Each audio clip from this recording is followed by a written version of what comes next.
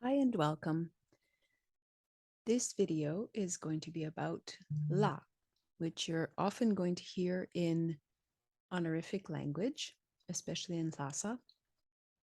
And I just had an insight in the past day or so about la and how it's used. So I'm sharing with you.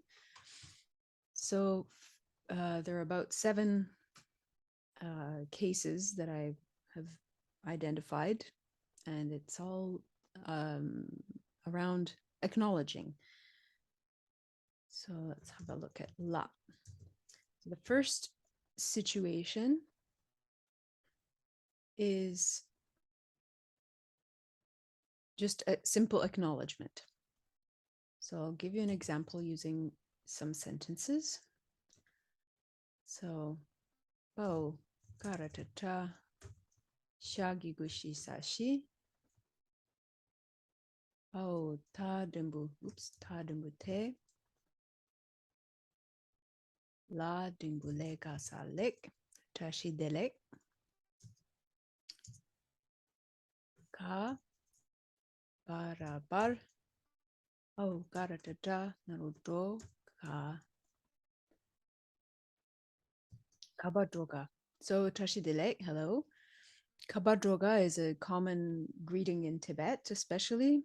So, like, where are you going? In English, you might say, where are you off to? And the answer, nga, gor, ra, la, dro, yi, yin. Gora la dro yi yin. I'm going on a circumambulation. Gora, circumambulation. And then the person just might acknowledge the answer by saying, ale, la, so, la, so. Ale, lasso, lasso. So lasso is just an acknowledgement. So in English, it might be something like, oh, how nice, or how, oh, that's great. And you might be wondering what the so is doing there. The so is functioning as a sentence ending particle or an idea ending particle. So it just means like, this is the last thing that I'm going to say on the subject. So la so is sort of like la full stop. La full stop. And you'll see a similar pattern in other sentences. Often if you see, the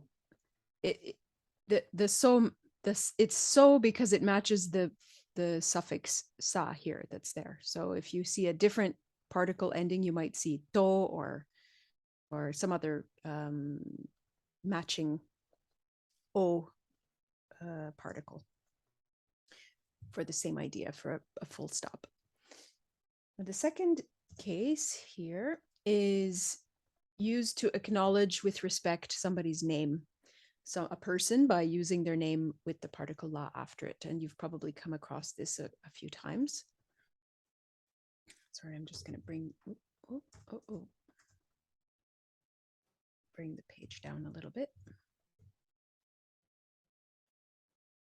So the example here is a case where you're talking about a person who is not in the room or not present with you.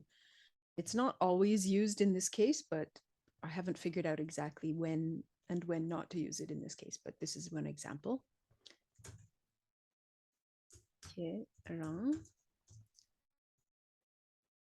Whoops.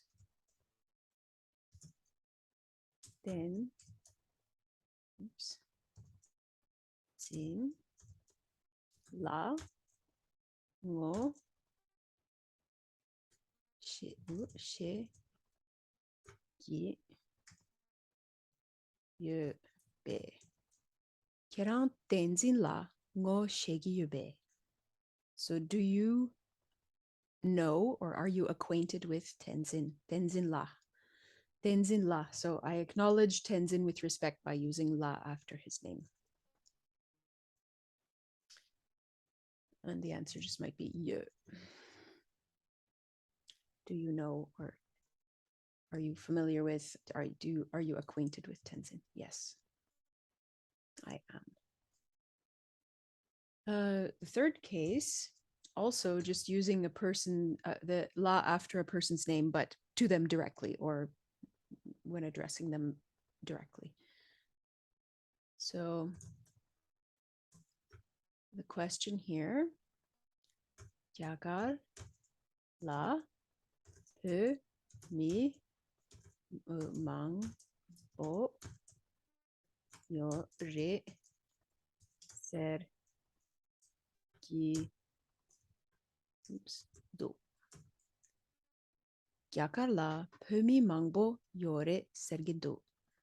So in India, there are many Tibetan people, so they say, or they say. And the answer here, or not an answer, but just sort of a continuation. Re, oops, sorry. Re ba dre ma la. So Drumala, Reba Drumala, isn't that right? Drumala. So speaking to Druma directly, you say Drumala. So to acknowledge her with respect. The fourth case, again, we'll go down a little bit. Oops. So again, another question situation. This is yes. La used as yes, acknowledging the answer yes. So lo tre lo gu du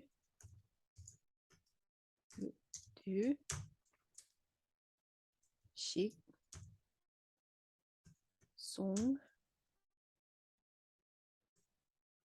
tub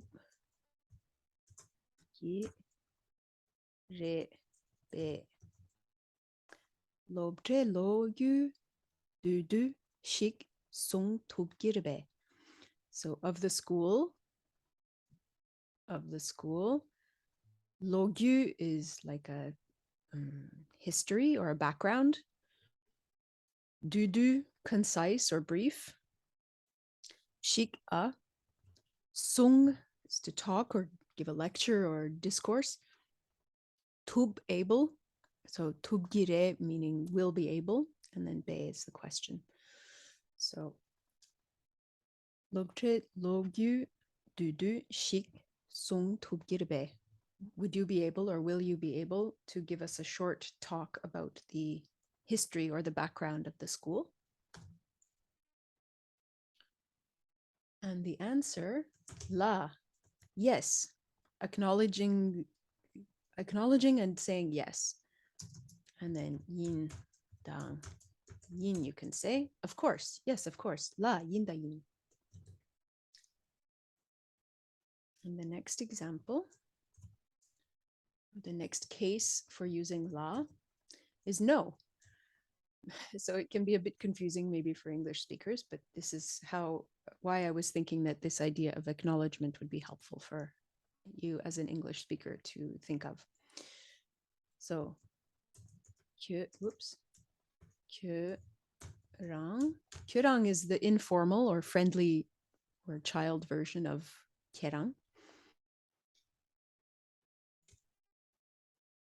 Oops, nyam. Nyamtu, you might see nyambo or hear nyambo, but nyamtu is correct.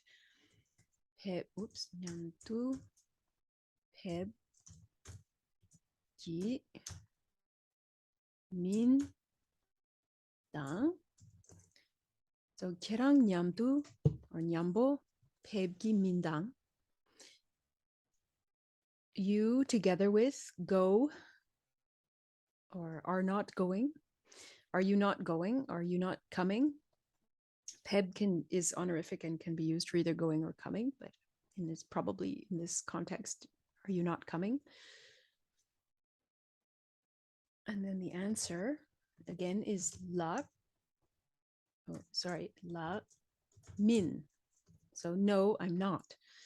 So in this case, it's acknowledging the question, but in this case, followed by a negative. So acknowledged, not. That's maybe how you can think of it and not get too confused between la as yes and la as no.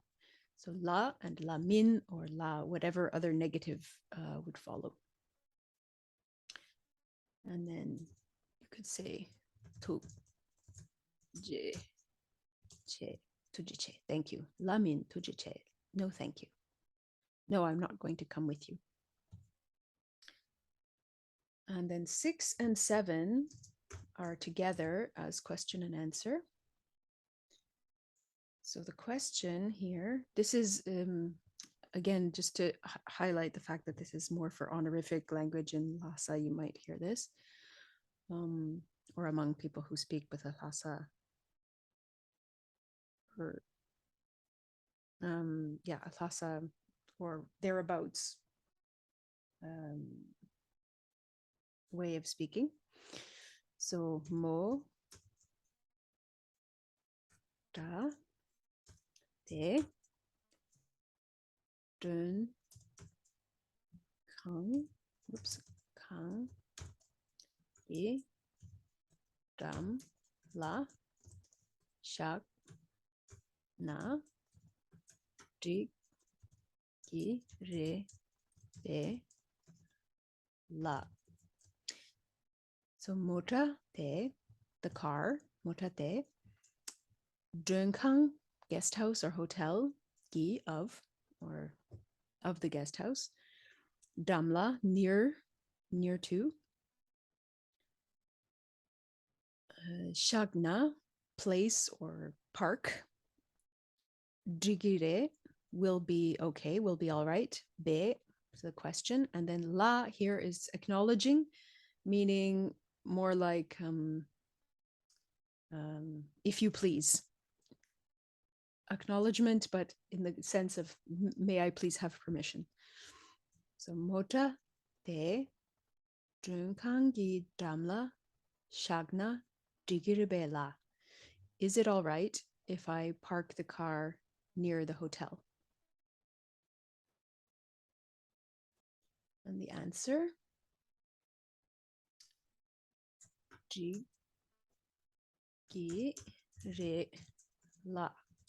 So this is the 7th case. So in the answer also using la, so digire la, you're saying basically it's all right, you may. So you're acknowledging by giving the answer of la as an acknowledgement, yes, you may. So I hope you found this useful. Thank you.